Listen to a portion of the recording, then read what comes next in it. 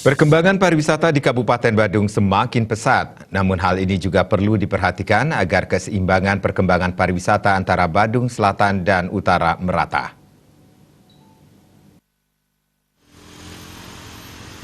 Pemerataan pariwisata di Kabupaten Badung perlu segera dilakukan agar perkembangan pariwisata tidak hanya terjadi di Badung Selatan.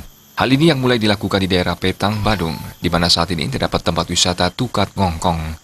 Wisata Tukat Ngongkong ini terletak di Desa Petang, Kecamatan Petang, Badung, dengan luas lahan 6 hektar. Pembangunan wisata Tukat Ngongkong ini dilakukan secara bertahap, di mana saat ini terdapat wisata selfie dengan menampilkan pemandangan yang sangat indah di atas perbukitan, serta juga dilengkapi tempat permainan anak-anak. Di tahun 2019 nanti, wisata Tukat Ngongkong juga akan dilengkapi dengan villa, kolam renang, dan permainan lain yang mendukung sektor pariwisata. Pengusaha pariwisata Wayan Laya mengatakan, wisata Tukat Ngongkong dinilai sangat cocok bagi wisatawan yang ingin menghirup udara segar dengan pemandangan yang sangat indah di kawasan Petang.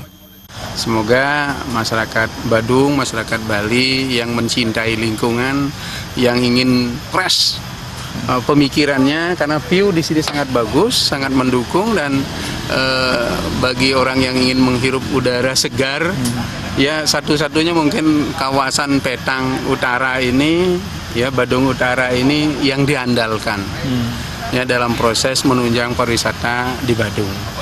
Nah, di samping itu kami merintis ini tidak lain dan tidak bukan dengan maksud untuk membangun Badung Utara. Kemudian setidak-tidaknya masyarakat Badung Utara mulai mengenal bahwa di Badung Utara juga ada pariwisata. Dengan adanya tempat wisata baru di kawasan Petang, dinilai akan menyimbangkan perkembangan pariwisata antara Badung Selatan dan Badung Utara. Hal ini juga sesuai dengan instruksi Bupati Badung agar perkembangan pariwisata di Badung merata. Tim Liputan Bali.